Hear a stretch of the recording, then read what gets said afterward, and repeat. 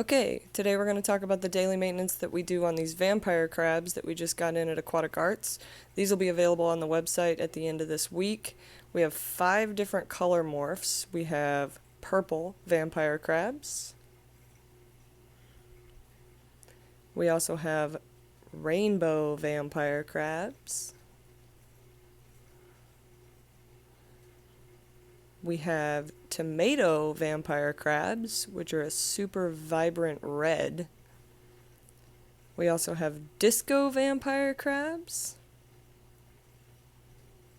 And we have what I'm calling original vampire crabs. So these will just be listed as vampire crabs on the website. So the containers that you see them in, that is how the distributor keeps them, and every day we have to do the same amount of maintenance on them, or the same type of maintenance on them. So we have 2 bins for each color morph, and the first thing that I am going to do is I am going to get rid of the old food. So we'll get that out of there, and we'll give them new food in the new bin. We're going to move all these leaves, these fake plants that they like to climb in, over to the new bin. And we're going to spray it down really good with water so that everything is nice and moist.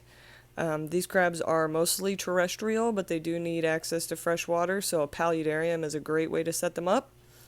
Then I'm going to move these crabs over to the other tote. That way I can clean this tote. So temperature between 70 and 80 degrees. pH of the water that you put in their system, usually 7.5 to 7.8. They really need a sandy substrate because they burrow to molt. They molt once a year, and it takes them several weeks to molt, so they're going to burrow down. You're going to think you lost them. They won't be lost. The females actually burrow down to give birth, and they give birth to fully formed live babies.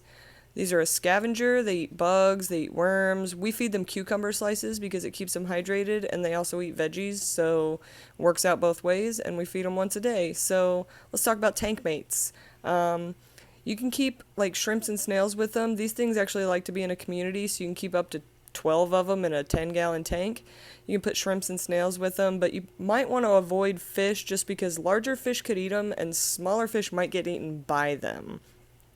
They live about 2 to 3 years, and they make a really cool pet for a paludarium.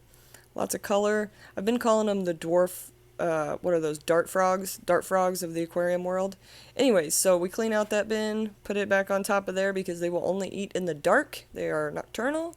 And we put them back on the shelf so that they can eat and have a good day. And we do that every day. So it's important to keep them nice and moist and fed and clean and all of that when you're keeping them in a system like this. In a paludarium, they'd be alright for a while. Alright, so sneak peek, we also got this in. It's a $2,000 fish. I'll do a video about it later. See you guys.